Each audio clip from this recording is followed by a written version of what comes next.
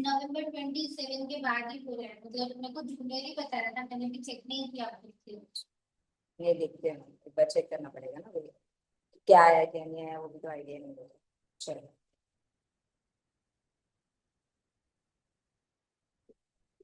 Okay. Okay. तो last lecture हम लोगों ने 17.4 17.5 बेसिकली हम लोगों ने सीखा था, बराबर है, ठीक है। और कैपिटल गुड्स का जो अपना था दैट वाज 43 वाला जो अपना रूल था वो हम लोगों ने चेक किया, ठीक है। अब यहाँ पे जो 17.5 के कुछ क्लॉजेस है वो अपने बचे हुए हैं जिसका एनालिसिस है, और कुछ सर्कुलर्स है एक दो वो हम लोग देख के खत्म, ठीक है। चलो। तो सबसे पहला works contract services for construction of immovable property. तो हमने क्या बोला है कि अगर आपका इमूवेबल प्रॉपर्टी का कोई भी कंस्ट्रक्शन होता है, दिख रहा है ना सब, चलो, आजा आजा, हो जाएगा ना? अच्छा। Okay. Works contract services for construction of immovable property, clause C of section 17 subsection 5, ठीक है। अब ये अपने को क्या बोलता है, तो सबसे पहला चीज, कभी भी हम लोग कंस्ट्रक्शन करवाते हैं, ठीक है, तो कंस्ट्रक्शन के रिलेटेड अगर कोई कंस्ट्रक्शन कंपनी कहीं से सर्विसेज लेता है, कंस्ट्रक्शन कंपनी अगर आर्किटेक्ट को बुलाता है, कंस्ट्रक्शन कंपनी अगर सीमेंट खरीदता है, वो व्हाट वी से कि ईंट खरीदता है, तो इन दैट केस उनको क्रेडिट मिलेगा, उसमें कोई प्रॉब्लम नहीं है। बट जो कंपनी ये पर्टिकुलर वर्क्स कॉन्ट्रैक्ट करवा रही है ना, उसको ये सर्विसेज के रिलेटेड आपको क्रेडिट नहीं मिलता है। समझ में आया? क्लियर है? ठीक है। तो उन्होंने क्या बोला है, one major input service ITC on which is blocked is the input service relating to construction activity like construction of office building factory etcetera, बराबर है, except in case of the person like builders and developers and contractors. तो उनको मिल जाएगा because उनका तो business ही है, उनको तुम क्रेडिट दोगे ही नहीं तो फिर उनका बिजनेस कैसे चलेगा, बराबर है कि नहीं? बट जो बंदा ये बनवा रहा है that is the company which is building this particular project, या कंपनी जो ये पर्टिकुलर बिल्डिंग अपने ऑफिस के लिए बनवा रहा है या जो भी कंस्ट्रक्ट कर रहा है, उनको इसका क्रेडिट नहीं मिलेगा। Clear with this part everyone? ठीक है। Other than plant and machinery, एक सिंपल लॉजिक यहाँ पे याद रखने का, अगर आप ऐसा कोई खर्चा कर रहे हो with respect to immovable property which is capitalised in the books of accounts, तो आपको उसका क्रेडिट नहीं मिलेगा। समझ में आया? बट आप कोई ऐसा खर्चा करते हो जो रेवेन्यू एक्सपेंडिचर है, मतलब छोटा मोटा रिपेयर्स है, छोटा मोटा रेनोवेशन अगर आपने करवाया है जो कैपिटल नेचर का नहीं है, रेवेन्यू नेचर का है, तो उसका क्रेडिट आपको अलाउ हो जाए। समझ में आया? उसका क्रेडिट आपको अलाउ हो जाए, कोई प्रॉब्लम नहीं, ठीक है। ये आपका बेसिक रूल है, ये पॉइंट को ले। समझ में आया? और ये कैपिटलाइज होगा कि नहीं होगा, ये किस बेसिस पे डिसाइड होगा? आपके एएफआरएफ के हिसाब से डिसाइड होगा, दैट इज एएस या इंडेक्स, जो भी एएस 10 में बोला हुआ है, पीपी में व्हाट इज इंडेक्स 10 के अंदर बोला हुआ है, उसके बेसिस पे आपका डिसाइड होगा किस तरह से आपको इसका इफेक्ट दे। समझ में आया? That is not decided based on कि आपको क्रेडिट लेना है कि नहीं लेना। समझ में आया? ठीक है, तो यही चीज आपको यहाँ पे बोला हुआ है, ठीक है।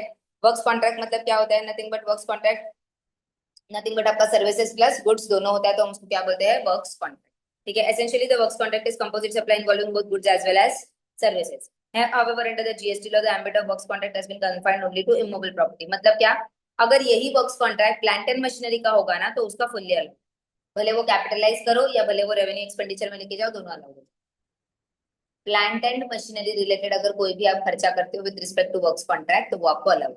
समझ में आया? फॉर एग्जाम्पल, अगर मुझे ना यहाँ पे एक मशीनरी इंस्टॉल करना है, ठीक है, बट उसके लिए ना मुझे ऐसा प्लेटफॉर्म बनवाना पड़ेगा पहले, उसके ऊपर ही मशीनरी आ सकता है बिकॉज उसके लिए हाइट चाहिए, ठीक है। तो मैंने क्या किया, एक यहाँ पे प्लेटफॉर्म बनवाया पूरा सीमेंट वगैरह यूज करके, और ये यूज ब्रिक्स यूज करके मैंने पूरा प्लेटफॉर्म अच्छे से बनवाया और उसके ऊपर मशीन को रखा।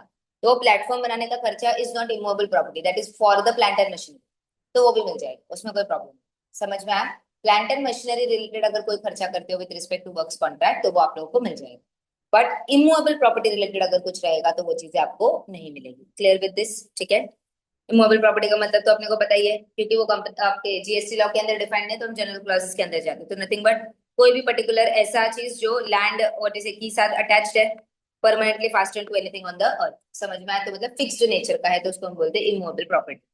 अंडरस्टूड? ठीक है। Rooted in the earth, embedded in the earth, attached to what is so embedded in the earth, वो सब चीजें आपकी डेफिनेशन के अंदर आते हैं, ठीक है। Under the GST law composite supply of the works contract is treated as supply of service, ये तो हमने शेड्यूल 2 के अंदर पढ़ा है कि वर्क्स कॉन्ट्रैक्ट में goods as well as services दोनों होती है, बट प्राइमरीली सर्विसेज है तो हम उसको सर्विसेज कैटेगराइज करके चलते हैं।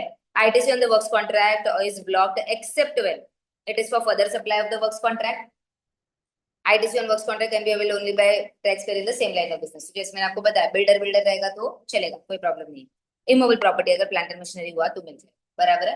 और अगर रेवेन्यू रिपेयर्स अगर इमोबल प्रॉपर्टी को करते हो जो आपने कैपिटलाइज नहीं किया है वो भी मिल जाए, कोई प्रॉब्लम नहीं है।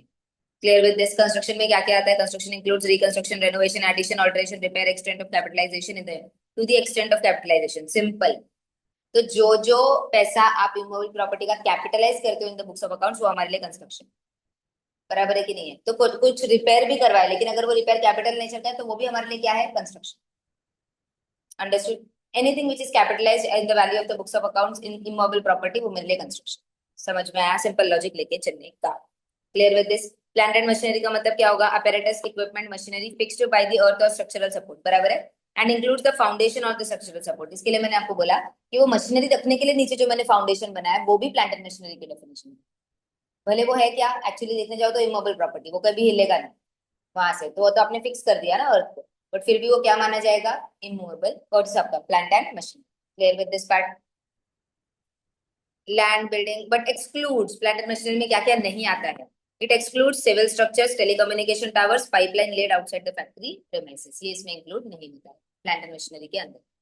Clear with this part? ठीक है। 10 ITCs यही आप लोगों को देखेगा। Understood with this part? ठीक है।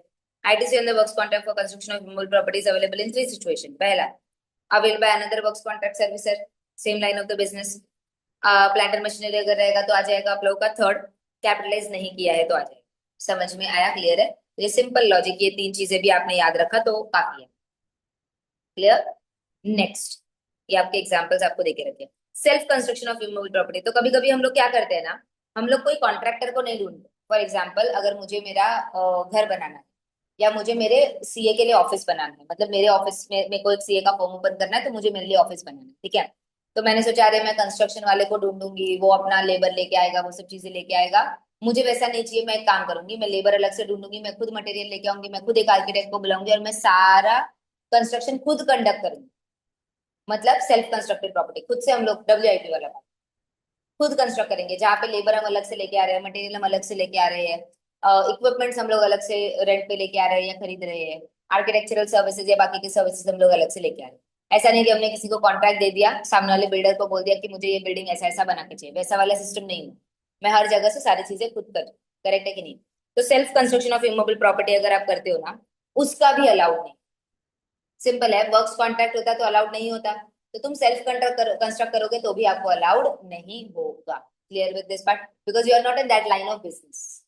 आप सेल्फ कंस्ट्रक्ट कर रहे हो बट आपके दूसरे बिजनेस के यूज के लिए कर रहे हो, आपका बिजनेस कंस्ट्रक्शन का नहीं, तो आपको अलाउड नहीं।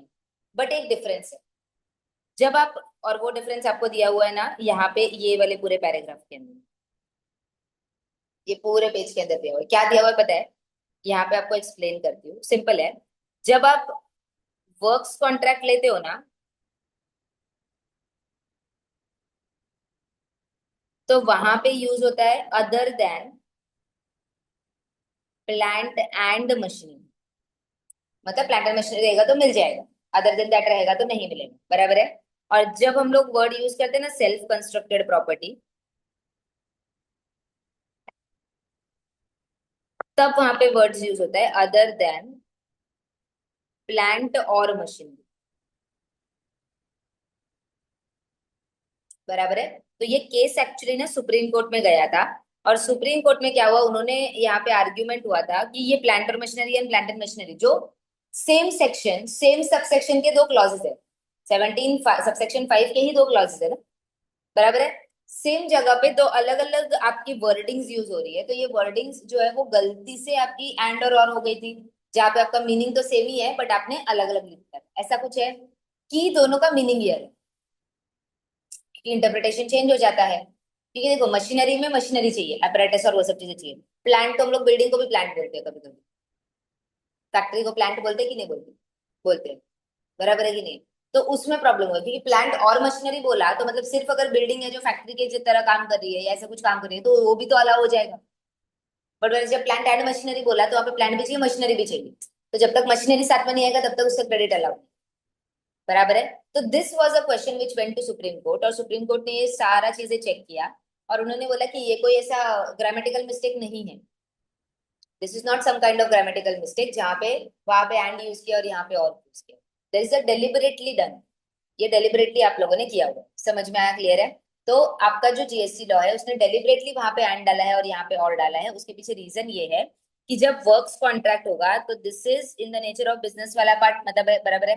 तो इन दिस केस क्या होगा कि आपको क्रेडिट तभी ही मिलेगा जब अदर देन प्लांट एंड, मतलब जैसे कि अगर वो प्लांट एंड मशीनरी होगा, मतलब अगर मशीनरी उसके साथ अटैच्ड होगा तो ही मिलेगा. बट अगर सेल्फ कंस्ट्रक्टेड प्रॉपर्टी है तो इन दैट केस सिर्फ प्लांट होगा तो भी मिलने के चांसेस है, but it depends on case to case basis. समझ में आया? क्लियर है? तो इसी के लिए उन्होंने यहाँ पे क्या बोला, ये क्लैरिफिकेशन क्या दिया देखो.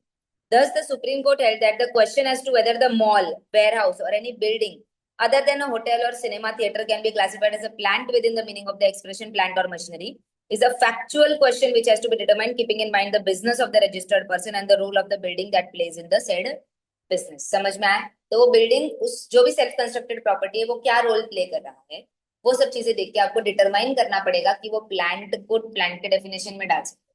समझ में आया? If the construction of the building was essential for carrying out the activity of supplying the services, such as renting or giving on lease and other transactions in respect of building or a part thereof, which are covered under clause 2 and 5 of the schedule 2, that is renting of immobile property और वो वाला part, तो उसको हम लोग plant बोल सकते हैं और उसका क्रेडिट आपका अलाउ हो जाएगा. बराबर है? बट अगर वो बिल्डिंग को आप किसके लिए यूज कर रहे हो, आपके सीए के ऑफिस के लिए यूज कर रहे हो, तो that is characterised as immovable property. उसको यूज नहीं किया जा रहा है for giving that kind of service. It is use for giving other kind of service. Services हम लोग कौन से दे रहे हैं बिजनेस के अंदर? सीए की. यूज उसके लिए किसका कर रहे हैं? लैंड एंड बिल्डिंग का. That is immovable property which is capitalised in the books of accounts. समझ में आया? वेरएज अगर मैं वही घर को लीजिंग पे डाल दूं या वो बिल्डिंग को लीजिंग पे डाल दूं, तो इन दैट केस वो मेरे लिए क्या बन जाता है? फिर वो मेरे लिए वो घर को ही मैं एज अ प्रोडक्ट यूज कर. समझ में आ रहा है? घर को ही मैं क्या करूँ? रेंट पे दे रही हूँ, उसको ही एज अ प्रोडक्ट यूज करूँ, तो उसका क्रेडिट मिलने के चांसेस हो जाते हैं. But again it is a debatable question, तो वो क्वेश्चन मार्क पे आ जाता है. समझ में आया? तो वो केस टू केस बेसिस पे डिपेंड करेगा. समझ में आया? क्लियर है? तो इसी के लिए डिफरेंस ऑफ वर्डिंग समझ में आया. वर्क्स कॉन्ट्रैक्ट रहेगा तो कंपलसरी अपने को क्या चाहिए? प्लांट एंड मशीनरी चाहिए अगर आपको चाहिए तो. सेल्फ कंस्ट्रक्टेड प्रॉपर्टी रहेगा तो प्लांट और मशीनरी भी चलेगा. बट वहां पे प्लांट को कैटेगराइज करने के लिए फिर आपके बहुत सारे केसेस है जो देखने पड़ेंगे and it will differ from case to case basis. समझ में आया? क्लियर है? तो ये चीजें आपको देखे रखो. डन. नेक्स्ट वाले क्लैरिफिकेशन पे आते हैं कि भाई डक्ट और manholes used in the network of optical fibre cables in terms of section 17(5). तो वो क्या बोल रहे हैं? जो ये फाइबर केबल हम लोग डालते हैं, ठीक है, अभी कल्याण में तो अगर आप देखोगे तो ओवरहेड वायर्स आपको दिखते हैं, बराबर है, पोल्स दिखते हैं, उसके ऊपर से वायर्स जा रहे हैं, ऐसे दिखता है. बट जब आप बॉम्बे जाते हो, मुंबई जाते हो, तो वहां पे आपको वायर्स दिखते हैं क्या रास्ते पे? नहीं दिखते. बराबर है? वायर्स वहां पे आप लोगों को नहीं दिखते हैं. Why? What is the reason कि आपको वायर्स नहीं दिखते हैं वहां पे? बिकॉज सारे के सारे वायर्स जो है वो अंडरग्राउंड. अगर आप वाशी जाओ तो इट इज डेवलप्ड वाला पार्ट, मतलब अभी अभी नया नया है, तो वहां पे भी अगर आप देखोगे तो सारे वायर्स नीचे से जाते. बॉम्बे अगर आप जाओगे, मुंबई अगर आप जाओगे, तो वहां पे भी क्या होता है? वायर सारे के सारे नीचे से जाते. बराबर है? तो उसमें क्या होता है ना, नीचे आपका जमीन के नीचे आपको डक्ट्स बनाने पड़ते हैं या मैनहोल्स बनाने पड़ते हैं, मतलब ऐसा पूरा सर्कुलर बनाना पड़ता है. अब मैनहोल क्यों बनाते हैं?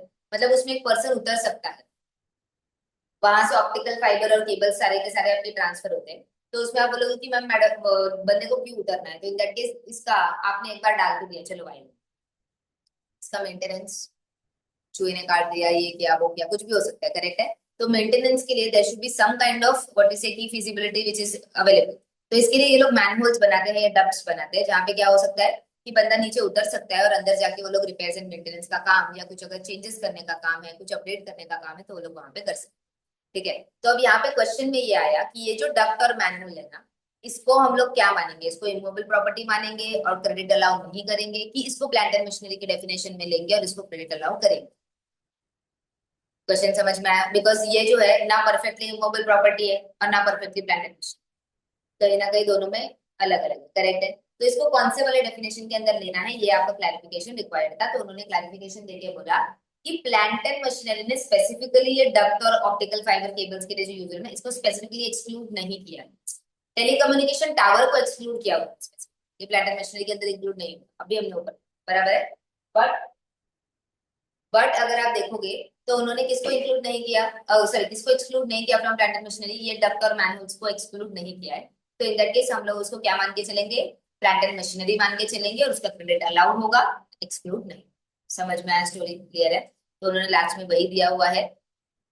In the view of explanation, it appears that Duct and manholes are what we say covered under the definition of plant and machinery as they are used as a part of the OFC network, optical fiber cable network, for making outward supply of transmission of telecommunication signals. समझ में आया? तो अपने जो signals होते हैं wifi networks होते हैं वो सब चीजों के लिए यूज होता है, तो इसको हम लोग प्लांट एंड मशीनरी के डेफिनेशन के अंदर लेके आएंगे और उसका क्रेडिट आपको अलाउड हो जाए। Clear with this part? ठीक है, ये क्लैरिफिकेशन भी समझ में आया? ठीक है, छोटी छोटी चीजें हैं। नेक्स्ट वाले सेक्शन पे जाते हैं, 17.5 का ई वाले पार्ट में आ जाते हैं, inward supply what is the charge on composition levy. तो ये तो एकदम सिंपल कॉन्सेप्ट। कंपोजिशन लेवी पे अगर आपने टैक्स पे किया हुआ और जैसे कंपोजिशन लेवी पे अगर सामने वाले से आपने कुछ खरीदा हुआ है तो इन दैट पर्टिकुलर केस आपने तो टैक्स पे किया ही नहीं है, बिकॉज कंपोजिशन लेवी में जो सप्लायर रहता है उसको टैक्स अपने हिसाब से खुद से पे करना पड़ता है, डिपेंडिंग 1%, 5%, 6% जो भी आपका रेट रहेगा, depending on case to case basis आपको उस पर पे करना रहेगा। रेसिपिएंट से कुछ भी रिकवर होता है क्या? तो रेसिपिएंट वो पर्टिकुलर जीएसटी का आईटीसी ले सकता है क्या? बिकॉज उसने कभी जीएसटी पे किया है। जीएसटी तो सप्लायर ने पे किया आउट ऑफ द, अंडरस्टूड? तो क्या रेसिपिएंट उसका क्रेडिट ले सकता है? No, recipient is not allowed to take the. समझ में आया? तो सिंपल लॉजिक है। लॉजिकल वाला पार्ट है कि जब हमने पे ही नहीं किया तो मैं क्रेडिट दे सकता। समझा? नेक्स्ट आता है inward supply received by non resident taxable person. तो एनआरटीपी जो है, नॉन रेसिडेंट टैक्सेबल पर्सन जो है ना, वो आउटसाइड इंडिया से आया है अपने कोई ना कोई गुड्स या सर्विसेज को इंडिया के अंदर बेचने के लिए, बराबर है? तो जो भी गुड्स या जो भी चीजें वो बाहर से इंडिया में लेके आए तो कस्टम्स क्लियरेंस होगा। कस्टम क्लियरेंस जब वो करेगा तब वहां पे उसको जीएसटी पे करना पड़ेगा, बराबर है कि नहीं है? तो जो वो जीएसटी वो पे करेगा with respect to the goods which are brought into India, उसका क्रेडिट इसको मिल जाएगा। उसके अलावा इंडिया के अंदर वो जो भी चीजों को यूटिलाइज करेगा उसके ऊपर जो उसका इनपुट क्रेडिट रहेगा वो उसको नहीं मिलेगा। समझ में आया? क्लियर है? तो सिंपल है, जितना भी वो tax paid on the goods और services received by such NRTP is not available, अगर tax paid by more imported goods is allowed as ITC. तो सिर्फ और सिर्फ गुड्स, क्योंकि देखो सिंपल है, जीएसटी जो लगता भी है वो सिर्फ गुड्स पे लगता है, कस्टम्स गुड्स पे, कस्टम्स किस पे? गुड्स पे है। जीएसटी जो लगता है इन कस्टम्स वो भी किस पे लगता है? सिर्फ और सिर्फ गुड्स पे। समझ में आया? तो सर्विसेज अगर वो कोई इंपोर्ट करता है तो उसका भी क्रेडिट उसको नहीं मिलेगा। सर्विसेज अगर वो कोई इंपोर्ट करता है और उस पर जीएसटी अगर लगता है तो उस पर भी क्रेडिट आपको नहीं मिलेगा, सिर्फ और सिर्फ किसका मिलेगा? गुड्स जो वो इंपोर्ट करके लेके आएगा उसी का मिलेगा। इंडिया के अंदर तो जो भी गुड्स या सर्विसेज अगर वो यूटिलाइज करता है तो उसका तो क्रेडिट उसको नहीं मिलेगा। Clear with this part? समझ में आया? whereas ITC on the goods imported by the NRTP is allowed, ITC on services imported by him is blocked। समझ में आया? तो सर्विसेज अगर वो कोई इंपोर्ट करते हैं तो वो ब्लॉक्ड है, गुड्स इंपोर्ट करोगे तो क्लियर विद दिस? चलो, इनवर्ट सप्लाई यूज्ड और intended to be used for the purpose of CSR activities. अभी आपको पता ही है ये सीएसआर एक्टिविटीज जो है सबसे पहला चीज सेक्शन 135 या कंपनीज एक्ट जो है वो कंपलसरी है, बराबर है? अब ये जो एक्टिविटीज अगर आप करते हो तो गुड्स एंड सर्विसेज जो है अपना कंडीशन क्या बोलता है, अपना बेसिक कंडीशन ऑफ सप्लाई क्या बोलता है? गुड्स और सर्विसेज का सप्लाई होना चाहिए, supply of goods and services होना चाहिए, इन the course of furtherance of the business होना चाहिए, फॉर अ कंसिडरेशन होना चाहिए, बराबर है? जो सेम लॉजिक हमने सेक्शन 37 के अंदर of the income tax act 1961 लगाया है वो सेम लॉजिक इधर जो मैंने आपको सिखाया, विच इज व्हाट, कि आप लोग जब सीएसआर एक्टिविटी करते हो तो it is not use for business purposes. याद है आप लोगों को? करेक्ट है? तो हम लोग जब सीएसआर एक्टिविटीज करते हैं that is compulsorily required as per the companies act, but those activities are not in the nature of business, it is not in the course of furtherance of the business. ये तो आप philanthropic activity करो, रास्ते पे झाड़ लगाना आपका business नहीं है, बराबर है? डस्टबिन लगाना आपका बिजनेस नहीं है, बट फिर भी आप करो because it is compulsory as per company. But जो वो in the course of furtherance of the business यहाँ पे है, एंड सेक्शन 37 का रिक्वायरमेंट जो है कि बिजनेस पर्पसेस के लिए यूज होना चाहिए, ये दोनों मीट नहीं, तो ना इसका डिडक्शन आपको इनकम टैक्स के अंदर मिलता है और ना इसका डिडक्शन आईटीसी जो है वो आपको जीएसटी। लॉजिक क्लियर है? बिकॉज जो आपका कंडीशन है कि सप्लाई के लिए in the course of furtherance of the business होना चाहिए वो meet. Clear with this part everyone? तो सीएसआर एक्टिविटीज के लिए आप जो भी इनपुट सर्विसेज लोगे या इनपुट गुड्स लोगे उसका क्रेडिट आप लोगों को नहीं मिलेगा। Clear with this part? Done? Invert supplies used for personal consumption, obviously personal consumption के लिए अलाउ कर देंगे तो हो गया, फिर हम लोग सब क्रेडिट लेंगे और सारी चीजों के लिए लेंगे। एक आइसक्रीम खरीदा हम लोगों ने, उसके ऊपर अगर 100 रुपए का आइसक्रीम 18 रुपए का जीएसटी पे किया तो उसका भी क्रेडिट, बराबर है? But that is not allowed, क्योंकि जब तक अगर ऐसा रहेगा तो फिर गवर्नमेंट के पास तो कभी भी टैक्स पहुंचेगा ही। इट इज जस्ट की government is working as a rolling वाला पार्ट, इसको लिया इसको दिया इसको लिया इसको दिया, बराबर है कि नहीं? बट ऐसा नहीं है। पर्सनल कंजम्पशन के लिए दैट इज फाइनल कंजम्पशन के लिए जब यूज होता है तो इन दैट केस उसका क्रेडिट कभी भी अलाउड नहीं होता है, बराबर है कि नहीं? इसके लिए जब हम लोगों ने input services and capital goods which are used for non business purpose, उसको पहले एक्सक्लूड कर दिया था, पता है क्या? पहले हमने क्या कर दिया था? एक्सक्लूड कर दिया था ना, because non business purpose can be personal purposes, तो वो भी आपका एक्सक्लूड हो जाएगा, उसका भी आईटीसी आप लोगों को नहीं मिलेगा। Clear with this part? Simple है, ये वाले छोटे छोटे टॉपिक्स है, पक्का ना? चलो, free samples gifts goods stolen और लॉस्ट, बराबर है कि नहीं? तो देखो, ये जो गुड्स है, जो आपने फ्री सैंपल्स दिए, गिफ्ट्स दिए, यहाँ पे कंसिडरेशन नहीं है सामने कुछ भी, तो आउटवर्ड सप्लाई जब इसका टैक्सेबल नहीं हो रहा है, या आउटवर्ड सप्लाई इसका कोई भी टैक्सेबिलिटी नहीं आ रहा है, तो मैं उसके रिलेटेड इनपुट्स को अलाउ नहीं। समझ में आया? तो यहाँ पे जो भी फ्री गिफ्ट, फ्री सैंपल्स या गुड्स स्टोलन हो जाता है, डिस्ट्रॉय हो जाता है बाय थेफ्ट, फायर, ये सब चीजें अगर होती है, तो in that case those goods के रिलेटेड आउटवर्ड सप्लाई तो हुआ ही नहीं, तो गवर्नमेंट को उसके ऊपर कभी भी टैक्स आगे मिलेगा ही नहीं, तो वो आपसे टैक्स वसूल करेगा। कैसे? आपको आईटीसी डिसअलाउ कर, तो आपको आईटीसी डिसअलाउ हो गया मतलब आपका फाइनल कंजम्पशन हो गया, तो आपको टैक्स। समझ में आया? तो इसी के लिए आपको आईटीसी उसका अवेलेबल नहीं होता। क्या क्या नहीं होता है? फ्री गिफ्ट्स नहीं मिलेगा, आपने कस्टमर्स को दिया या एडवर्टीजमेंट के थ्रू अगर दिया है तो उसका भी नहीं मिलेगा, मार्केटिंग के लिए वगैरह के यूज किया है, या कुछ अगर स्टोलन हो जाता है, थेफ्ट हो जाता है, फायर हो जाता है, तो इन दैट केस उतने रिलेटेड गुड्स का जो भी इनपुट रहेगा उसका आईटीसी आप लोगों को नहीं मिलेगा। तो भी नहीं, तो भी नहीं, बिकॉज इट इज गिफ्ट, किसी को भी दो आप लोग नहीं मिलेगा, बिकॉज एक बार आपने वो गिफ्ट दिया तो उसका आउटवर्ड सप्लाई कुछ भी नहीं, आउटवर्ड सप्लाई कुछ भी नहीं हुआ तो गवर्नमेंट को उसके रिलेटेड टैक्स कभी नहीं मिलेगा अगर वो आपसे नहीं ले। आपको अगर क्रेडिट अलाउ कर दिया और गिफ्ट हो गया तो गिफ्ट का तो कभी टैक्स लगा ही नहीं, तो उस particular product related final GST तो गवर्नमेंट को मिलेगा, ऐसा हो जाए।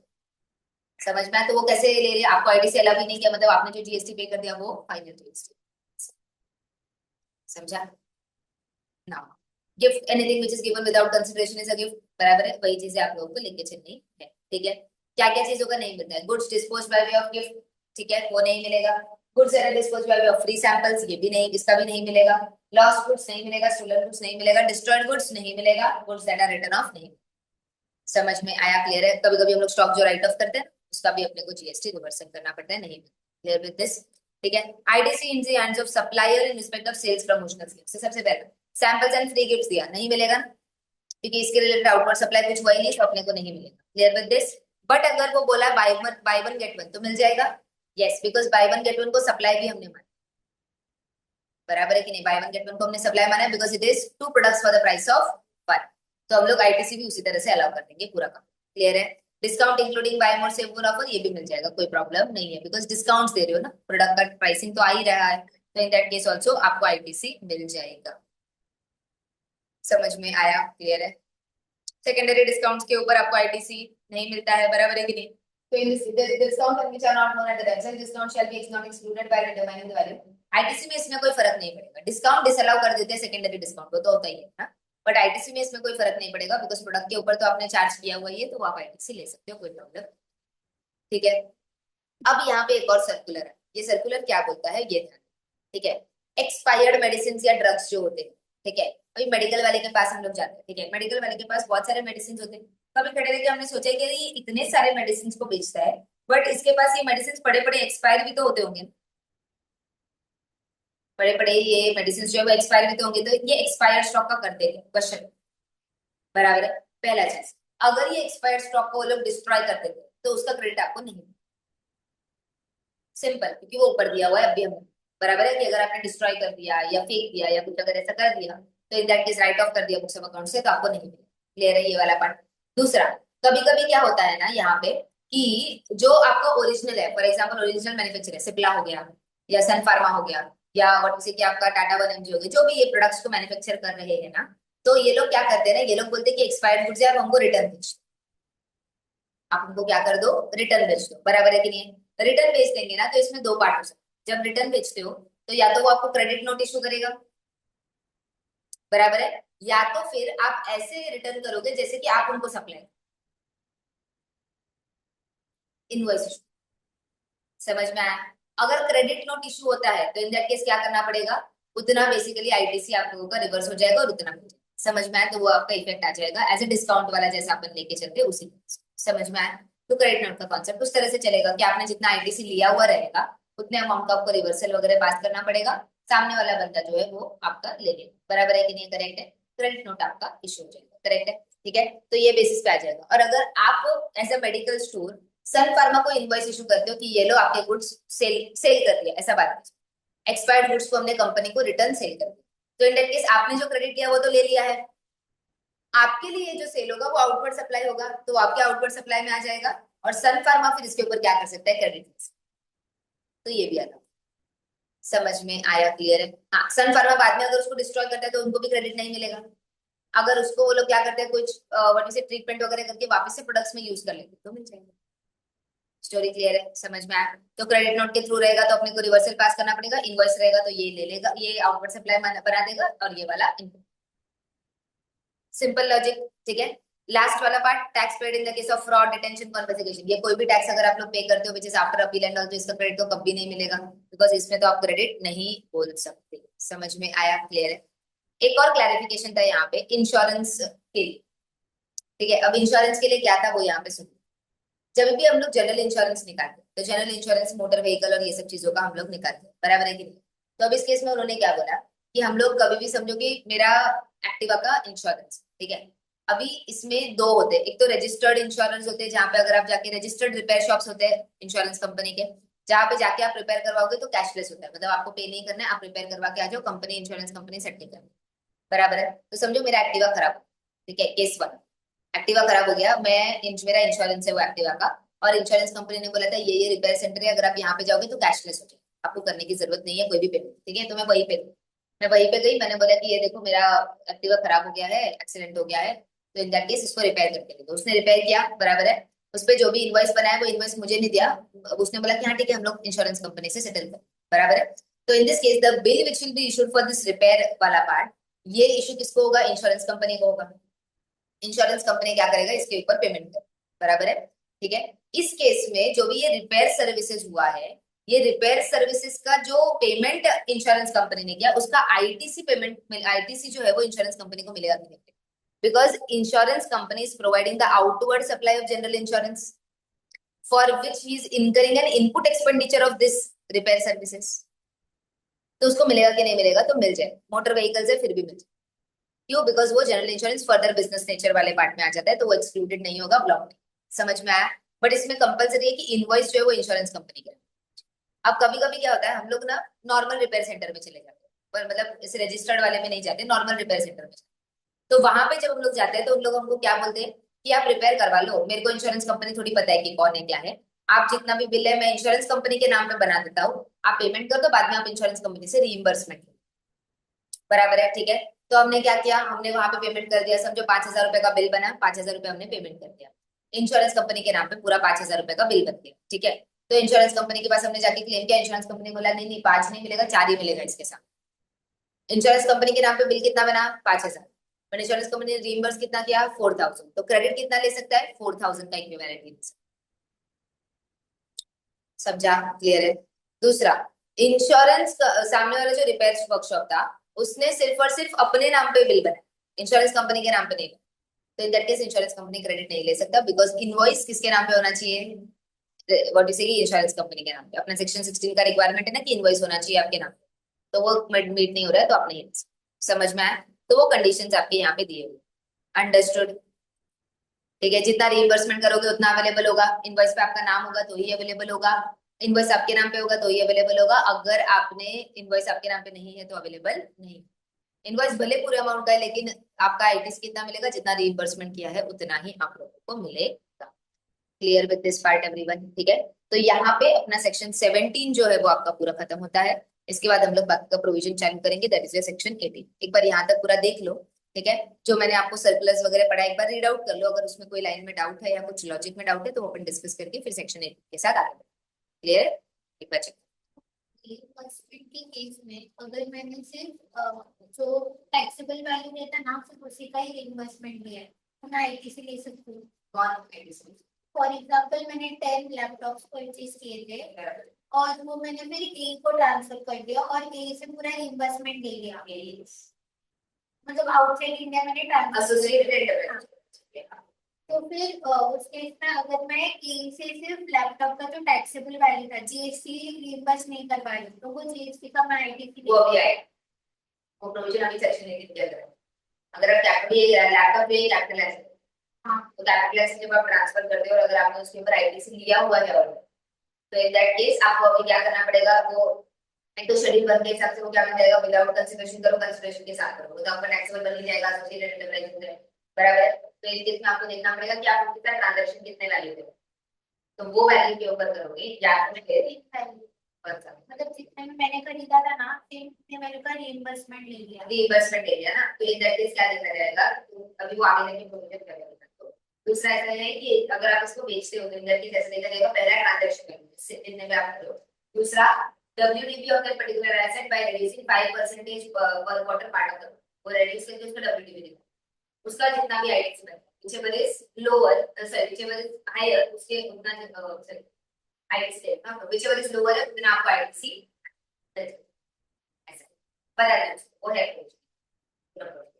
समझ में। क्योंकि आप क्या कर रहे हो यहाँ पे, जितना भी आपको ITC रिवर्सल है तो आपको क्या करना पड़ेगा, उतना रिवर्स करना पड़ेगा। उसका जो प्रोडक्ट आपने यूज नहीं किया सामने वाले को दे दिया, तो आपको क्या करना पड़ेगा, पहले आपने अगर पूरा ITC ले लिया है वो लैपटॉप से रिलेटेड, तो जितना भी लोअर रहेगा उतना ITC आपको रिवर्स करना।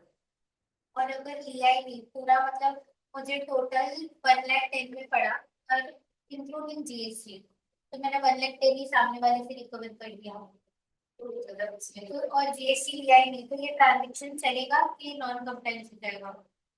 नहीं ना, अगर तूने ITC लिया है नहीं ये रीजन की वजह से नहीं लिया कि जो GST कंपोनेंट है वो भी मैंने सामने वाले से रीइंबर्स करवा दिया, तो मैंने बियर किया ही नहीं कॉस्ट, इसलिए ITC नहीं दिया। तो इन दैट केस वो फिर उस प्रोविजन में आएगा।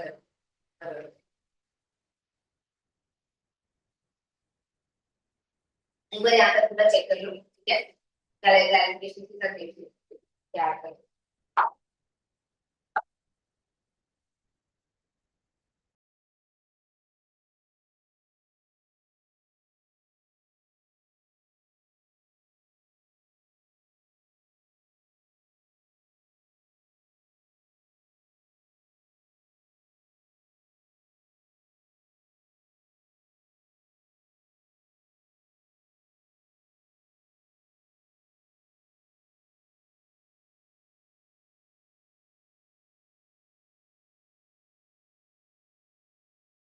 ये देखो, ये इन लोगों ने माइक बंद किया था, मैंने माइक बंद नहीं किया था। चलो वो लोग बोल भी नहीं रहे कोई, चारों चारों जन है कि नींद में है? कल्पिता, मोहित, प्रफुल्ल, प्रियंका है हूँ मैम। मैम, वो है पढ़ रहे। मैम। तो आवाज आवाज नहीं आ रहा था तो बोलो एटलीस्ट कि आवाज नहीं आ रहा मैम, आप कुछ तो लिख रहे हो। Sorry ma'am. चलो ठीक है। सो हम लोग यहाँ पे क्या बात कर रहे हैं, सेक्शन 18 जो है इसमें स्पेशल केसेस है वो हम लोग देख रहे हैं, ठीक है। फर्स्ट केस अपने को क्या बताता है वो मैं आपको बता रही हूँ, क्लॉज ए जो आपको बताता है वो देख रहे हैं हम लोग। तो हमने क्या बोला यहाँ पे, 4 जून को मेरा लिमिट क्रॉस हो गया रजिस्ट्रेशन का, 10 लाख 20 लाख 40 लाख जो भी मेरा लिमिट था मेरे को एप्लीकेबल, वो लिमिट क्रॉस हो गया, ठीक है। मैंने 20th ऑफ जून को अप्लाई कर दिया है रजिस्ट्रेशन के लिए, ठीक है। बट थोड़ा रजिस्ट्रेशन में टाइम लग गया समझ लेते हैं, और मुझे ना 15th ऑफ जुलाई को रजिस्ट्रेशन मिला, रजिस्ट्रेशन वॉज ग्रांटेड। समझ में आया, ठीक है। But as per the provisions of registration my registration is valid from this date. Registration valid किस दिन से हो जाएगा, जिस दिन आपका टर्नओवर क्रॉस हो गया, दैट इज 4 जून से ही आपका क्या हो जाएगा, आपका रजिस्ट्रेशन वैलिड हो जाएगा, बराबर है। ये बीच के पीरियड का आपको रिवाइज्ड इनवॉइसेस वगैरह इशू करना पड़ता है, वो सब प्रोविजंस आते हैं, वो सब हम लोग रजिस्ट्रेशन के चैप्टर में वगैरह पढ़ेंगे, ठीक है। वो सब चीजों पे फिलहाल नहीं आते, फिलहाल ITC की प्रोविजंस पे बात करते हैं। अब क्या होता है देखो, ये 4 जून के पहले तक का जो आपका जितना भी सेल था, इनपुट था, वो सब था, इसके ऊपर कभी आपने क्रेडिट लिया नहीं, क्योंकि आपका आउटवर्ड सप्लाई कभी टैक्सेबल था ही नहीं। जब आउटवर्ड सप्लाई ही टैक्सेबल नहीं था तो इनपुट का क्रेडिट कैसे लेते थे, नहीं लिया आप लोगों ने, बराबर है। बट अभी से 4 जून से जितना भी आप सप्लाई करोगे उसके ऊपर तो आप आउटवर्ड सप्लाई के ऊपर GST चार्ज करोगे, तो उसका जो इनपुट है उसका भी तो अपने को क्रेडिट मिलना चाहिए, बराबर है कि नहीं है। तो हम क्या करेंगे, हम यहाँ पे ना 3 जून 2026 का क्या क्या लेंगे, पहला इनपुट गुड्स आपके पास कितना है, एंड सेकंड इनपुट सर्विसेज आपके पास अगर कुछ रखा हुआ है जो आपने यूज किया हुआ है तो। समझ में आया। इनपुट गुड्स में आपका क्या क्या आता है, तो इनपुट गुड्स में आपका तीनों आता है, raw material, WIP, finish goods. समझ में आया। जितना भी आपके पास स्टॉक में पड़ा रहेगा, 3 जून का स्टॉक लेंगे ये हम लोग, समझ में आया। स्टॉक ले लेंगे और वो स्टॉक का जितना भी ITC रहेगा ना, वो ITC आप लोग क्लेम कर सकते हो फॉर द फर्दर से, क्योंकि ये जितना भी स्टॉक आपके पास पड़ा हुआ है ये तो अभी आप 4 जून के बाद यूज करोगे, तो उसका तो आउटवर्ड सप्लाई टैक्सेबल होगा, तो उसी का इनपुट आप लोग ले सकते हो। समझ में आया? ठीक है, वैल्यू क्या लेंगे कैसे लेंगे वो भी बताते हैं थोड़ी थोड़ी देर में। समझ में आया? क्लियर है? तो कितना मिलेगा ये समझ में आया? अब आप बोलोगे मैडम इधर तो कैपिटल गुड्स भी आएगा, बट कैपिटल गुड्स नहीं मिलता है इन दिस केस, ओनली आपको revenue goods that is stock मिलता है, उतना ही मिलता है। Clear with this part everyone? ठीक है, और कब से मिलेगा? 4 जून के पहले वाला डेट दैट इज 3 जून का क्लोजिंग स्टॉक जो है उसका मिलेगा। भले रजिस्ट्रेशन 15 जुलाई का मिला है, 14 जुलाई का नहीं। समझ में आया? क्लियर है? कौन सा लेना है? 4 जून के पहले वाला। Understood with this part? यहीं पे ये क्यों एप्लीकेबल हो पाया? बिकॉज मैंने विद इन 30 डेज अप्लाई कर दिया था। क्या कर दिया था मैंने? विद इन 30 डेज मैंने अप्लाई कर दिया था। बिकॉज 4 जून से अगर मैं देखूं तो आपका 3 जुलाई आ जाएगा, बराबर है कि नहीं? तब तक मुझे करना चाहिए था, बराबर है। बट इस केस में मैंने 20 जून को ही कर दिया, तो मैंने विद इन 30 डेज कर दिया है, तो इसी के लिए मेरा एप्लीकेबिलिटी 3 जून से आ रहा है with respect to credit taking. अगर ये केस नहीं होता है, सेकंड केस में आती, any person who takes the registration under subsection 3 of section 25 shall be entitled to take the credit of ITC in respect of the input held in the stock and input contained in the semi-finished or finished goods held in the stock on the day immediately preceding the date of grant of registration। अब यही case अगर तो हम लोग दूसरे scenario में लेते हैं, मतलब केस नंबर बी में लेते हैं। सेक्शन 25 का सबसेक्शन 3 क्या बोलता है? Voluntary registration. क्या बोलता है वो? Voluntary registration. मतलब सिंपल है, टर्नओवर का इससे कोई लेना देना नहीं है, ठीक है। बी केस में हम लोग क्या कर रहे हैं? वॉलेंटरी रजिस्ट्रेशन ले रहे हैं, बराबर है। वॉलेंटरी रजिस्ट्रेशन के लिए मैंने अप्लाई किया ऑन समझो 4 जून 2026 को मैंने अप्लाई किया, बराबर है। अब यहां से लेके इशू होने में टाइम लगेगा ना, बराबर है। तो मुझे ग्रांट किस दिन हुआ? समझ लेते हैं, 25 जून 2026 रजिस्ट्रेशन वॉज ग्रांट, बराबर है। अब मेरे पास ये डेट 4 जून जो है वो तो 4th भी हो सकता था, 10th भी हो सकता था, 20th भी हो सकता था, नहीं भी हो सकता था, बिकॉज यहाँ पे मेरा टर्नओवर का भी कोई क्राइटेरिया मीट ही नहीं हुआ है। इस केस में तो आज मेरा मन किया तो मैंने रजिस्ट्रेशन के लिए अप्लाई किया वॉलेंटरी बेसिस पे, बराबर है। तो हम 4 जून वाले जो डेट है ना उसको हम प्रोमिनेंस नहीं दे सकते, इंपॉर्टेंस नहीं दे सकते। तो ऐसा जो केस है जहां पे आप वॉलेंटरीली एप्लीकेशन करते हो तो वहां पे 24 जून का आपको क्रेडिट मिलेगा, मतलब जिस दिन रजिस्ट्रेशन ग्रांट हुआ है उसके एक दिन पहले का क्लोजिंग स्टॉक। और यहाँ पे भी किस किस का मिलेगा? तो सबसे पहला आपको raw material, finish goods, WIP and input services, इनका ही मिलेगा। अगेन कैपिटल गुड्स का नहीं मिलेगा। Clear with this part? ठीक है, इन्हीं का मिलेगा, जितना भी क्लोजिंग स्टॉक आपका रहेगा उसका आपको मिल जाएगा। Clear with this part? ये दोनों में डिफरेंस समझ में आया क्या सब? ठीक है, वहां पे हमने क्या लिया? जिस दिन अप्लाई किया था उसके एक दिन पहले का लिया, यहाँ पे हमको जिस दिन रजिस्ट्रेशन ग्रांट हुआ है उसके एक दिन। क्लियर? चलो next. Where a registered person ceases to pay tax under section 10, section 10 is composition levy, ठीक है। She shall be entitled to take the credit of input tax in respect of the input held in the stock, input contained in the semi-finished goods or finished goods held in the stock, and on capital goods on the day immediately preceding the date from which he becomes liable to pay the tax under section 9, provided that the credit of the capital goods shall be reduced by such percentage points as will prescribed। तो 5% पर quarter और part of the quarter हम लोग आगे जाके देखेंगे, तो वो कैलकुलेशन भी बता देंगे। तो यहाँ पे क्या हो रहा है? सी वाले पार्ट में हमारा क्या हो रहा है? सी वाले पार्ट में हम लोग यहाँ पे एग्जाम्पल ले लेते हैं that we were registered under composition level, बराबर है। आपके जो क्राइटेरियाज है वो आपके निकल गए, मतलब समझो टर्नओवर मेरा 1.5 करोड़ के ऊपर चला गया, 50 लाख के ऊपर चला गया इन केस ऑफ सर्विसेज, बराबर है। या तो फिर मेरा कोई कंडीशंस था, वो कंडीशंस मैंने इंटरस्टेट सप्लाई चालू कर दिया, बराबर है। तो कंडीशंस मेरी ब्रेक हो गई है ऑन 4 जून 2026, कंडीशंस ब्रेक हुई है। तो इस दिस केस में रजिस्ट्रेशन तो मेरे पास ऑलरेडी था, क्या इसके पहले भी मैंने टैक्स पे किया है? यस, मैंने टैक्स पे किया है अंडर कंपोजिशन, बराबर है। बट कंपोजिशन पे जब मैंने टैक्स पे किया था तब मैंने ITC तो कुछ लिया ही नहीं रहेगा, बिकॉज ITC अलाउड ही नहीं था, बराबर है। इसके बाद 4 जून के बाद जो मैं ये टैक्स पे करना चालू करेंगी, इसके बाद क्या हो जाएगा? रेगुलर स्कीम में आ जाएगा, बराबर है। तो इस केस में जब मैंने क्रेडिट लिया ही नहीं है तो यहाँ पे भी जब ब्रेक 4 जून का है तो अगर मैं क्या करूंगी, यहाँ पे आपका 3 जून का मैं डेटा लूंगी, बराबर है। 3 जून का मैं क्या डेटा लूंगी? पहला जो आपका गुड्स है, goods in terms of 1 2 3 raw material, finish goods, WIP, और यहाँ पे दूसरा कैपिटल गुड्स का भी। समझ में आया? किसका मिलेगा? कैपिटल गुड्स का भी आप लोगों को मिल जाएगा। समझ में आया? क्यों? बिकॉज यहाँ पे ऑलरेडी भी आप टैक्स पे कर रहे थे, कंपोजिशन के अंदर पे कर रहे थे, बट पे तो कर रहे थे ना, बराबर है। तो आप रजिस्टर्ड तो ऑलरेडी थे, सिर्फ आप अभी रेगुलर स्कीम के अंदर आ गए हो, तो वो भी आपका आ जाएगा, तो कैपिटल गुड्स में मिलेगा। ऑब्वियसली पर quarter part of the quarter minus करके आएगा, बट वो देखेंगे कैसे करेंगे। समझ में आया? तो ये वाला केस भी क्लियर है, थर्ड वाला। फोर्थ वाले केस पे आती हूँ, which is our last case. ये अपने को क्या बोलता है? Where exempt supply of the goods and services or both by the registered person becomes a taxable supply, such shall be entitled to take the credit of input tax in respect of input held in stock, input contained in semi-finished, input contained in finished goods, or held in the stock related to such exempt supply, and on the capital goods exclusively used for the exempt supply on the day immediately preceding the day from which the supply becomes taxable, provided capital goods को percentage point से minus करना पड़ेगा। अब यहाँ पे क्या होता है, समझो 4 जून को आज के दिन पे एक नोटिफिकेशन आया और क्या कर दिया पता है, हमारे एग्जेम्प्ट सप्लाई को उन्होंने टैक्सेबल बना, बराबर है। तो इस केस में अभी तक तो मेरा प्रोडक्ट एग्जेम्प्ट था, अभी उस लोगों ने उसको क्या बना दिया, टैक्सेबल, बराबर है।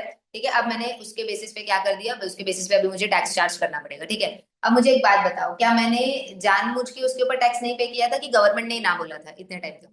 गवर्नमेंट ने ना बोला था, तुमने एग्जेम्प्ट करके रखा था ना, इसके लिए वो एग्जेम्प्टेड कैटेगरी के अंदर था। अभी तुम अगर टैक्स लगा रहे तो उसमें मेरा गलती थोड़ी है, बराबर है। मैं तो पहले भी रेडी थी, तुमने अगर एग्जाम नहीं किया होता तो मैं टैक्स कलेक्ट करके पे करती थी, बराबर है। तो इस केस में फिर क्या हो जाएगा, इस केस में आपका जिस दिन भी ये टैक्सेबल बना, तो अगेन मुझे क्या करना पड़ेगा, 4 जून को अगर नोटिफिकेशन आए तो 3 जून का क्लोजिंग लेना पड़ेगा। क्लोजिंग में आप क्या क्या ले लोगे, पहला गुड्स ले लोगे, गुड्स में वापस से तीनों ले लोगे, दैट इज रॉ मटेरियल ले लोगे, फिनिश गुड्स ले लोगे, WIP ले लोगे, बराबर है।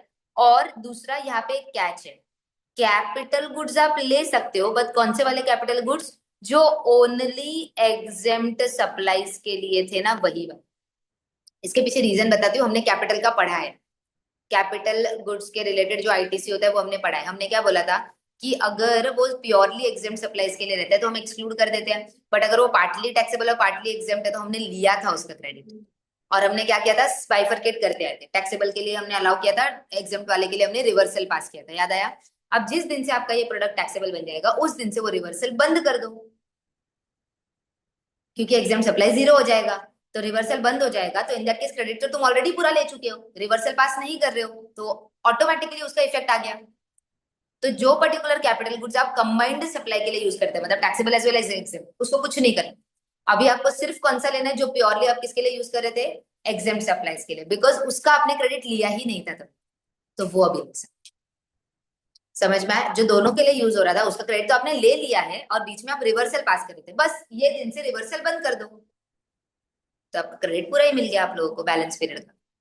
समझ में आया? क्लियर है? तो ये वाला केस आ जाएगा। Understood with this? ये चारों केसेस क्लियर है? पक्का? ठीक है, चलो। Now in this case, a registered person shall not be entitled to take the ITC under subsection 1 in respect of any of the supply of the goods or both to him after expiry of 1 year from the date of the issue of the tax invoice relating to such supply। मतलब क्या, ये जितना भी आप input goods या services का बात कर रहे हो ना, that is raw material, WIP, finish goods, जो भी हम लोग बात कर रहे हैं, ये इनवॉइसेस जो है ये पिछले 1 साल के जितने भी इनवॉइसेस रहेंगे ना, उतने का ही मिलेगा। मतलब अगर मैं 3 जुलाई का ले 3 जून का ले रही हूँ, तो 3 जून 2026 से लेके 3 जून 2025 के बीच में जितने इनवॉइसेस आपके अभी आउटस्टैंडिंग है उतना ही मिलेगा, उसके पहले के इनवॉइसेस का नहीं। 4 साल से मेरे पास अगर कोई स्टॉक रखा है तो उसका आज क्रेडिट नहीं मिलेगा, 1 साल के पहले तक का जो भी स्टॉक रहेगा उसका क्रेडिट आपको मिल जाएगा। समझ में? तो मैक्सिमम कितना पीछे जा सकते हैं, 1 ईयर। जिस दिन आप लोग क्रेडिट कैलकुलेट कर रहे हो, जिस दिन का आप ITC कैलकुलेट कर रहे हो जो आपको लेना है, उसके पीछे 1 साल तक का वो इनवॉइस हो सकता है, उसके पहले का अगर इनवॉइस रहेगा तो उसको डिसअलाउ कर देंगे, उसका ITC आपको आज नहीं मिलेगा। Clear with this? Next, where there is a change in the constitution of the registered person on account of sale, merger, amalgamation, lease, transfer of the business with a specific provision for transfer of liabilities, the said registered person shall be allowed to transfer the input tax credit which remains unutilized in his electronic credit ledger to such sold, merged, demerged, amalgamated, leased, transferred business in such manner as may be described। समझ में आया? तो इस case में अगर आप amalgamation कर रहे हो, डीमर्जर कर रहे हो, बिजनेस का रिकॉन्स्टिट्यूशन कर रहे हो, स्प्लिट कर रहे हो बिजनेस को एंड ऑल, तो उसमें क्या होगा, अगर एसेट लाइबिलिटी स्प्लिट हो रही है तो लाइबिलिटी के अंदर आपका ITC भी स्प्लिट होगा, आउटवर्ड टैक्स लाइबिलिटी भी चेंज हो जाएगा, तो ITC भी स्प्लिट हो जाएगा, तो कोई प्रॉब्लम नहीं है, आप वो ITC को भी स्प्लिट कर सकते हो, बराबर है। अमालगमेशन में कंबाइंड आ जाएगा, डिमर्जर में स्प्लिट हो जाएगा। जब स्प्लिट कर रहे हो तो जितने वैल्यू ऑफ एसेट्स आप लोग कर रहे हो उसके बेसिस पे आप कर रहे हो। समझ में आया? ठीक है, where any registered person who has availed the ITC opts to pay the tax under section 10 where the goods or services are both supplied by him has become wholly exempt, he shall pay the amount by way of electronic credit ledger or cash ledger equivalent to the credit of the ITC in respect of the input held in the stock and input contained in the semi-finished or finished goods held in the stock and on the capital goods reduced by such percentage points as may be prescribed for the day immediately preceding the day of exercising of the option. अब ये उल्टा हो, हम लोग अभी तक regular पे कर रहे थे, रेगुलर स्कीम के अंदर पे कर रहे थे. अब रेगुलर स्कीम से हम लोग शिफ्ट हो रहे हैं या तो कंपोजिशन के अंदर या तो फिर वो सप्लाई एग्जेम्प्ट हो.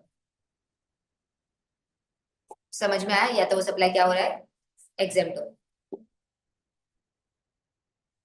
अंडरस्टूड. अब इस केस में क्या होगा, आपने रेगुलर स्कीम के अंदर जितना भी आपके पास स्टॉक था वो स्टॉक का क्रेडिट ऑलरेडी लेके रखा रहेगा, बराबर है. समझो ये आपका जो कन्वर्जन हुआ है ना, ये कन्वर्जन हुआ है अगेन आपका 4 जून, बराबर है.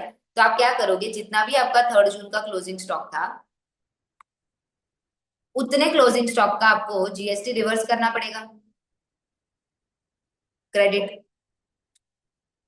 बराबर है. क्रेडिट क्या करना पड़ेगा, रिवर्स करना पड़ेगा, बराबर है. बिकॉज वो क्रेडिट आपने ले लिया है बट इसके बाद जो इसका सप्लाई करने वाले वो क्या जाने वाला है, एग्जाम सप्लाई में जाने वाला है, तो कंपोजिशन लेने के अंदर जाने वाला है. पेमेंट कैसे कर सकते हो आप, क्रेडिट लेजर को यूज करके, जो बैलेंस क्रेडिट बचा हुआ रहेगा कुछ उसको यूज करके भी कर सकते हो, कैश लेजर को पे करके भी यूज कर सकते हो. समझ में आया? तो उतना आपको पे करना रहेगा. अंडरस्टूड. बैलेंस इसके बाद अगर कुछ बचेगा, अगर इसके बाद कोई क्रेडिट लेजर में आपका बैलेंस बचता है तो वो लैप्स हो जाएगा, आप उसको रिफंड टाइप क्लेम नहीं कर सकते. समझ में आया? ये सब करने के बाद अगर कुछ बचता भी है तो वो क्या हो जाएगा, लैप्स हो जाएगा. ठीक है. Amount of the credit under subsection 1 and the amount as payable under subsection 4 shall be calculated in such manner as prescribed. वो तो हम लोग रूल्स पढ़ेंगे तो रूल्स के अंदर आप लोगों का आ जाएगा. ठीक है.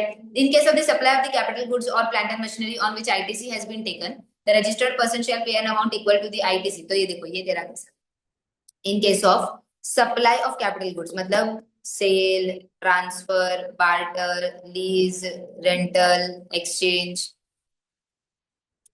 ये सब अगर आप बेचते हो या आपने कैपिटल गुड्स को आगे सप्लाई कर दिया, सर्वे आगे किसी को सेल कर दिया, तो इन दैट केस क्या होगा, ऑफ कैपिटल गुड्स और plant and machinery on which ITC has been taken. अगर आईटीसी टेकन ही नहीं रहेगा तो रिवर्सल नहीं करना. अगर आईटीसी टेकन नहीं है, आईटीसी टेकन नहीं है तो रिवर्सल नहीं करना पड़ेगा. आईटीसी टेकन है तो आपको रिवर्सल करना पड़ेगा. समझ में आया? Taken the registered person shall pay an amount equal to the ITC taken on the said capital goods, that is first ITC availed, बराबर है, और the plant and machinery as reduced by less percentage points. जितना भी आपने use किया है तो उतना परसेंटेज पॉइंट्स पर क्वार्टर या पार्ट ऑफ द क्वार्टर आप रिड्यूस करते आ जाओगे तो उतना आईटीसी का डब्ल्यूडी भी आ जाएगा आप लोगों का. ठीक है.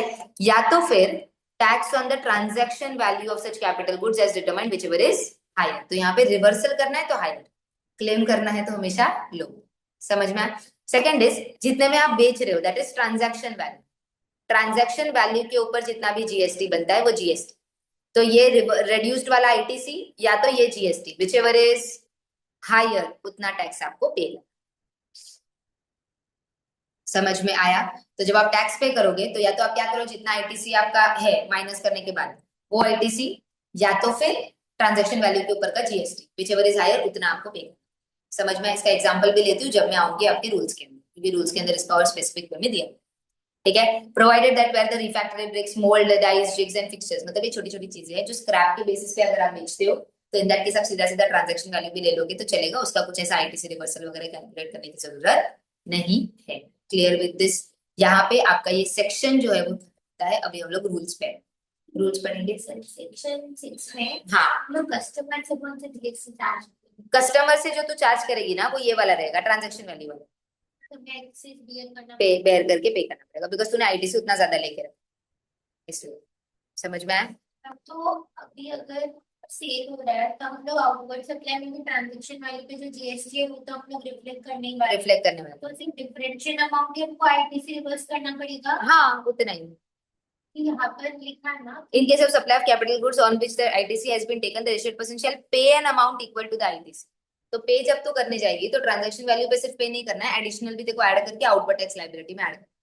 ऐसा समझ में आया? तो उधर क्या हो जाएगा, आईटीसी तो तूने ऑलरेडी ले लिया है, बराबर है. तो अब क्या करेंगे, ये कैलकुलेशन अपन वर्किंग नोट टाइप में कैलकुलेट करेंगे और उसमें से जो भी हायर वाला अमाउंट रहेगा तेरे आउटवर्ड सप्लाई में उतना रहेगा, आउटवर्ड टैक्स लायबिलिटी. यस,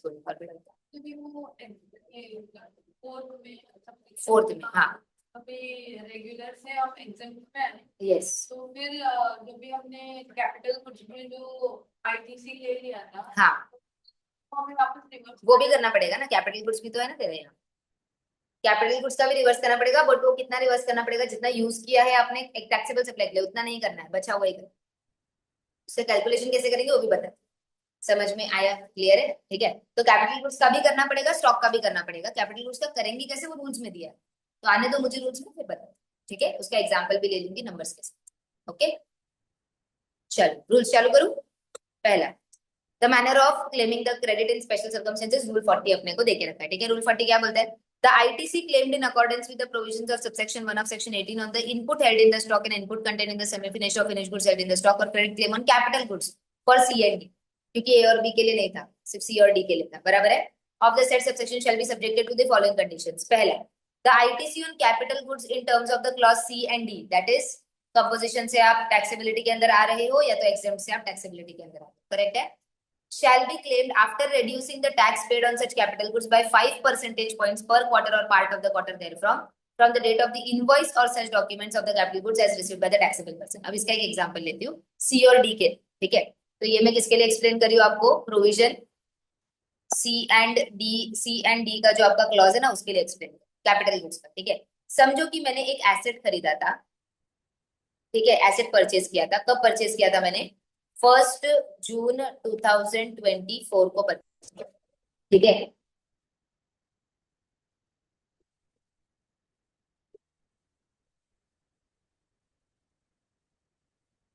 किसी ने तो कनेक्ट कर दिया,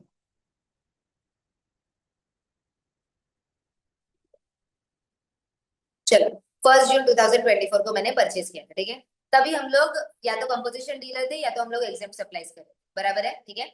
आज जो है ना, अगर मैं बात करूं ऑन 4 जून, या चलो हम लोग यहाँ पे ले लेते हैं 1 जुलाई 2026, ठीक है। 1 जुलाई 2026 को हमने क्या कर दिया, 1 जुलाई 2026 को we are coming to regular scheme, या तो हमारा प्रोडक्ट टैक्सेबल बन गया, बराबर है। तो इसका पहले का डेट दैट इज 30 जून का मुझे लेना पड़ेगा, बराबर है, ठीक है। अब मैंने ये प्रोडक्ट खरीदा कितने में था, तो मैंने ये एसेट खरीदा था समझो 10 लाख रुपए में, और ये 10 लाख के ऊपर मैंने 18% जीएसटी पे किया था विच वॉज 1,80,000, इसका क्रेडिट मैंने पूरा ले लिया होगा, मतलब क्रेडिट लिया ही नहीं होगा, बराबर है। अभी आज मुझे क्या करना है, उसका क्रेडिट अवेल करना, करेक्ट है। तो इसका कैलकुलेशन हम लोग कैसे करेंगे, तो सिंपल है, आपको पूरा 1,80,000 का क्रेडिट तो नहीं मिल सकता, बिकॉज 1,80,000 का जो क्रेडिट है, हम लोग अगर देखते हैं तो वो प्रोडक्ट आपने 1 जून 2024 से लेके 30 जून 2026 तक तो किसके लिए यूज किया था, कंपोजिशन या एग्जाम सप्लाईज के लिए यूज किया था। तो मुझे वो पर्टिकुलर 1,80,000 को पर क्वार्टर या part of the quarter 5 percentage point से कम करना पड़ेगा। तो कितने क्वार्टर हुए पहले अपने को देखना पड़ेगा, अप्रैल मई जून 2024 का एक क्वार्टर माना जाएगा, क्योंकि क्वार्टर या पार्ट ऑफ द क्वार्टर भी लिया जाता है, तो 1 जून बोला तो जून क्वार्टर आ गया ना, तो 2024 के चारों क्वार्टर आ गए, जून quarter, September quarter, December quarter and March quarter, समझा कि नहीं। 2024-25 का अगर मैं देखूं तो 4 क्वार्टर्स आ गए, 2025-26 के चारों क्वार्टर्स आ गए, एंड 2026-27 जो अभी अपना चल रहा है उसमें कितना आया, एक क्वार्टर आ गया, तो टोटल कितने क्वार्टर हो गए, 9 हो गए, बराबर है। तो 9 इंटू 5% पर क्वार्टर लेना है, तो 9 5 40% मुझे लेना है, समझ में आया। तो हम यहाँ पे क्या अज्यूम करेंगे, ये 40% was use for this period, जब हम लोग कंपोजिशन लेवी या एग्जाम सप्लाई के लिए, तो मुझे लेना कितना है 60%। तो मैं क्या करूंगी, 1,80,000 माइनस 40% उसको लेस कर दूंगी, तो कितना बचेगा, कैलकुलेट करो जरा।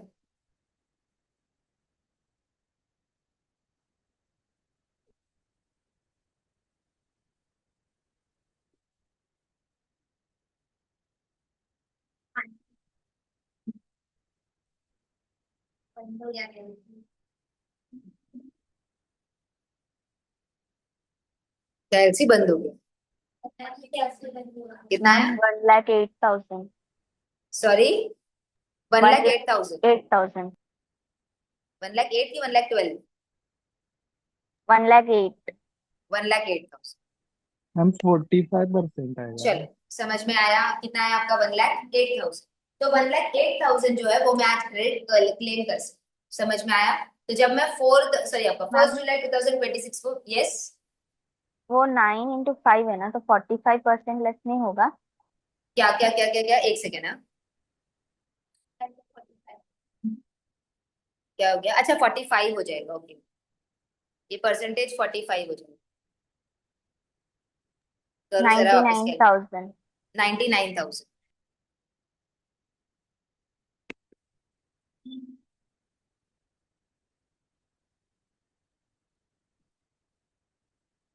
99,000।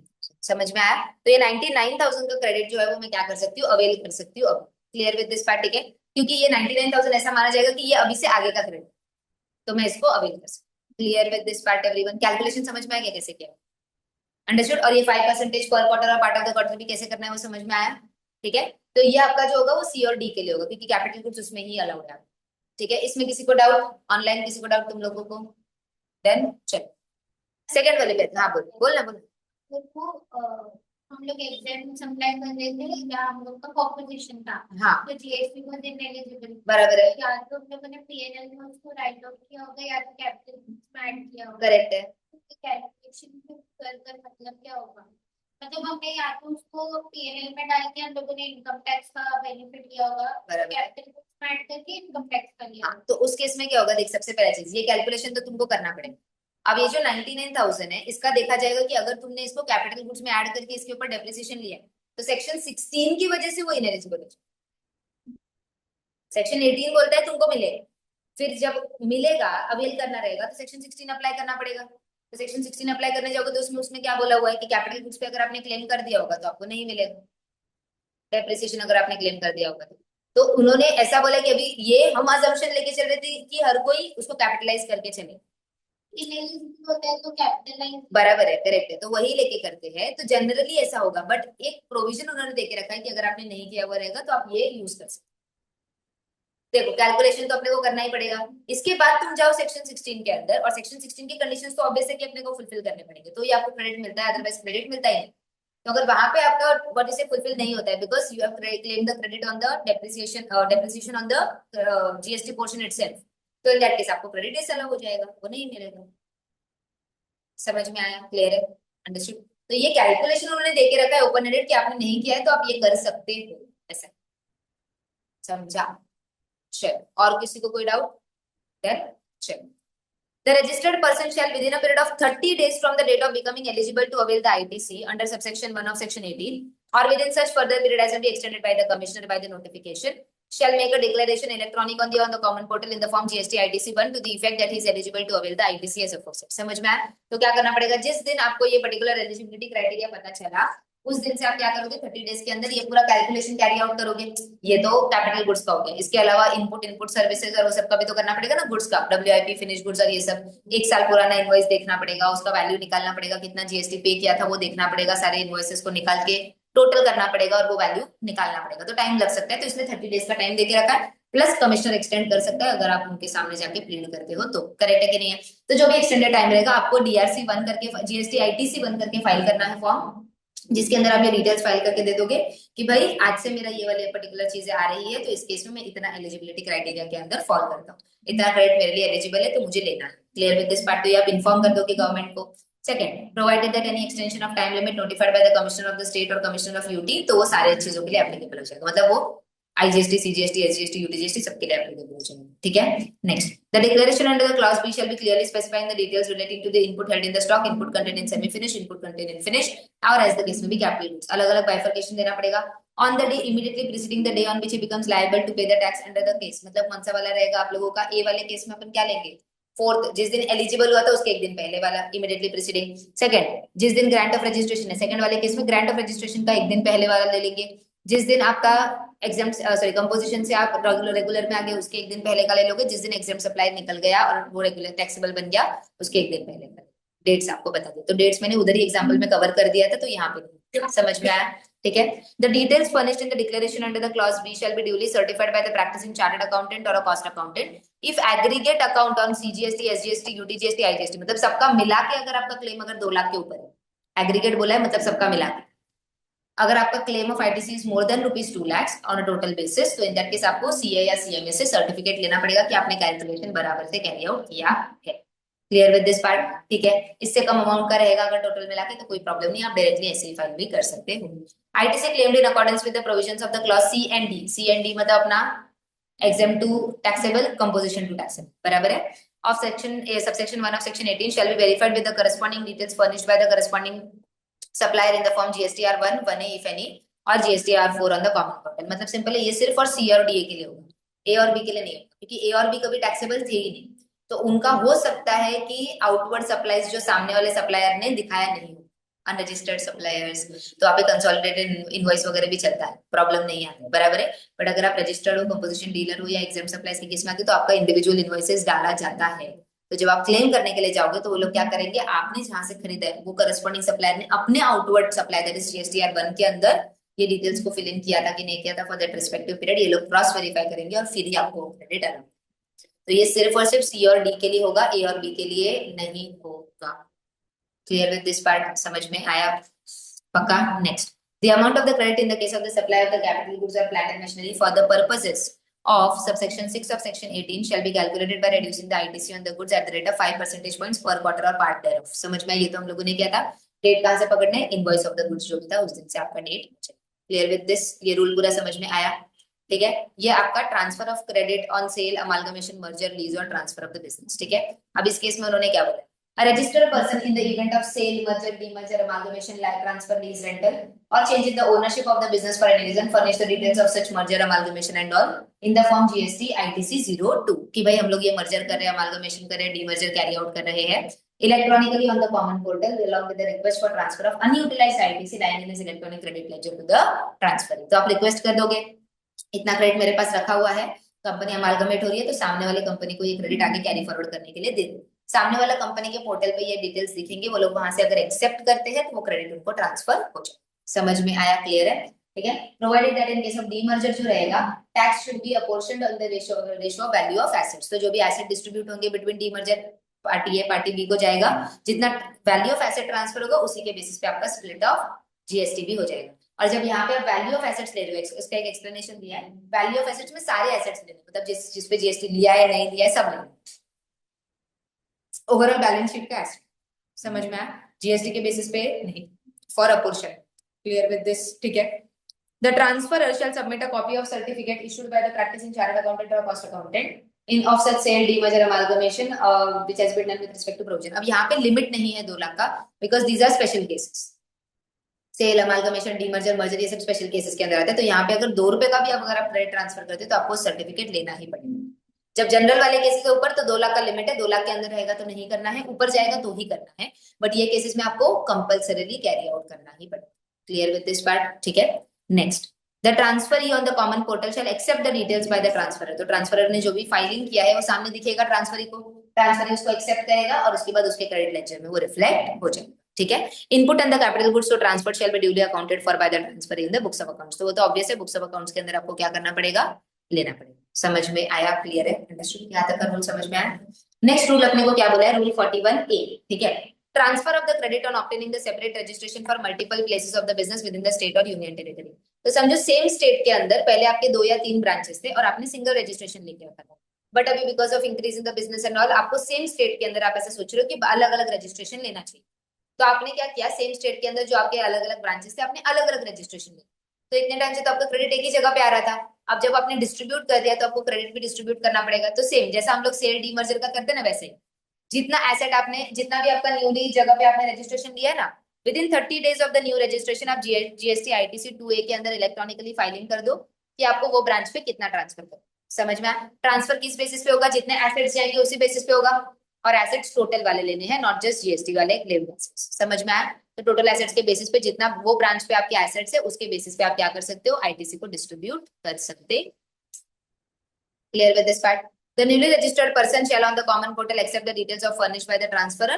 तो उसके यहाँ पे ये रिफ्लेक्ट होना चालू हो जाएगा। Clear with this? समझ में आया?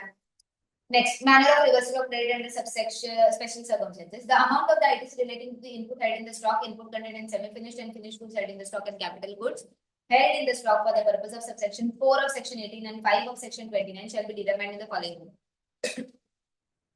पहला, for input held in the stock containing semi-finished and finished goods, the ITC calculated proportionately on the basis of corresponding invoices on which credit has been availed by the registered taxable person on such inputs. So proportionate basis पे अभी हम लोगों ने यहाँ पे section 18 जो यहाँ पे पढ़ा था, सेक्शन 18 सबसेक्शन 4, मतलब कौन सा वाला बोल रहे हैं, रिवर्सल वाला पार्ट का बात कर रहे हैं हम लोग यहाँ पे,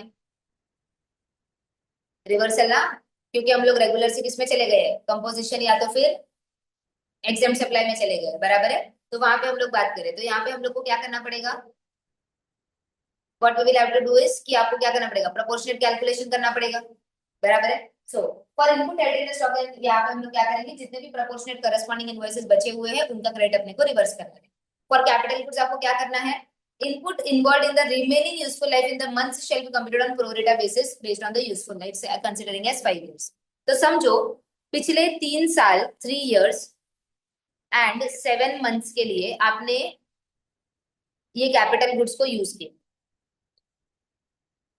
ठीक है, जो आपने खरीदा था 10 लाख रुपए में, जिसका जीएसटी था 1,80,000, ठीक है। आफ्टर 3 years and 7 months आज वो पर्टिकुलर प्रोडक्ट जो है ना वो आपका एग्जेम्पशन में चला गया या तो कंपोजिशन में चला गया। आफ्टर दिस वो कहां पे आ गया आपका,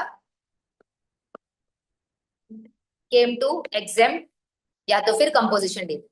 तो अब क्या करेंगे हम लोग, क्या करेंगे, ये 1,80,000 जो है ना, ये 1,80,000 इसको क्या करेंगे, ये 5 साल का है ऐसा मान के चलेंगे, क्योंकि एसेट का लाइफ हम लोग कितना लेके चलते हैं, 5 years। तो 5 into 12 मतलब 60 हो गया। तो मतलब 1,80,000 डिवाइड बाय 60 कितना हो जाएगा आप लोगों का, 30,000, बराबर है। तो आपका जो आ जाएगा, नहीं 3,000 रुपीज आ गया आप लोगों का। 3,000 इज फॉर 1 month। अब बचे हुए मंथ्स कितने, तो 3 years and 7 months अगर मैं छोड़ दूं तो 3 years and 7 months के बाद अपना कितना बचेगा, टोटल मंथ्स अगर मैं कैलकुलेट कर दूं, यहाँ पे आपके पास 5 months बच गए, 5 months plus 12 plus 12 24 24 and 5 29, तो 29 months बच गए। अच्छा 4 years, हाँ तो ये आ गया 4 years हो गया था तुम्हारा, तो 12 प्लस आपका ये आ जाएगा 5, तो कितना हो जाएगा आपका, 12 plus 5 is 17, बराबर है। तो 17 मंथ्स का आपको रिवर्सल करना पड़ेगा। तो दैट इज आपने क्रेडिट तो पूरा ले लिया होगा 1,80,000 का, बिकॉज वो रेगुलर टैक्स पेइंग के अंदर था। तो अभी आपको क्या करना पड़ेगा, 3,000 इंटू बैलेंस मंथ कितना बचा है, 17 मंथ्स बचा हुआ है। तो वो कैलकुलेट करके आप क्या कर दोगे, कैलकुलेशन करके जो भी अमाउंट आएगा आपका 2 3 3 4 5 51,000, 51,000 का आप क्या कर दोगे, 51,000 रुपीज का आप रिवर्सल पास कर दोगे with respect to the capital. समझ में आया कैसे किया हम लोगों ने। तो जब आप क्रेडिट ले रहे हो तो 5% पर क्वार्टर और पार्ट ऑफ द क्वार्टर, और जब क्रेडिट रिवर्स करना है तो 5 years का लाइफ अज्यूम करके यूजफुल लाइफ का लेके कैलकुलेशन करना है। क्लियर विद दिस, ठीक है, समझ में आया। The amount specified in the sub-rule 1 shall be determined separately for CGST, SGST, UTGST, IGST, ये सबके लिए अलग अलग करना पड़ेगा हम लोगों को। Where the tax invoices relate to the ITC held in the stock and are not available by the registered person, the estimated amount available in the sub-rule 1 for prevailing the market prices आपको लेना पड़ेगा। तो अगर आपके पास tax invoice available नहीं है तो आप मार्केट प्राइस ले सकते हो as on the prevailing rate, समझ में, और उसके ऊपर जीएसटी कैलकुलेट करके आप कैलकुलेशन कैरी आउट कर सकते हो। The amount determined under sub-rule 1 shall form part of the output tax liability in the registered person details in the form GST ITC, where the amount relates to an event specified in subsection 4, and GSTR 10 where the amount relates to cancellation of registration, that is section 20। तो जो भी आपको reversal of ITC करना है वो आपके output tax liability में add हो जाएगा। Clear with this. The details furnished जो भी है वो आपको क्या करना पड़ेगा, चार्टर्ड अकाउंटेंट से सर्टिफाई करके लेना पड़ेगा, ठीक है। The amount of ITC for credit for purpose of subsection 6 of section 18 relating to capital goods shall be determined in the manner specified in clause B of sub-rule 1, and the amount shall be determined separately for CGST, LGST, UTGST and all, ठीक है। जो भी आप लोग का है, provided that where the amount should determined is more than the amount determined on transaction value, जो हमने बात किया ना कि ट्रांजैक्शन वैल्यू पे ले लो या तो फिर आपका आईटीसी माइनस करने के बाद 5% पर quarter part of the quarter whichever is higher हमको ले। तो अगर हायर रहा तो in that case amount determined shall form part of the output tax liability in the form GSTR 1। तो जीएसटीआर में वो एक्सेस आपको डालना। Clear with this. तो ये सारे रूल्स के साथ समझ में आया, ठीक है। एनालिसिस हम लोग पढ़ेंगे इसका, बट पहले एक बार ये पूरा सेक्शन अलॉन्ग विद रूल्स अच्छे से देख लो। और ये जो हम लोगों ने यहाँ पे एग्जांपल्स लिए थे सारे, वो अगर नोट डाउन करके रखने हैं तो वो सारे नोट डाउन करके आप लोग रखो। ओके, समझ में आया, पूरा सेक्शन क्लियर है कैलकुलेशन के साथ, ठीक है। एनालिसिस जब करेंगे तब और एग्जांपल्स में लेके आप लोग को वापस से एक बार बता रूल्स और ये सब पर यहाँ तक स्लाइड में तो डबल आ इसके लिए मॉडल नोट डाउन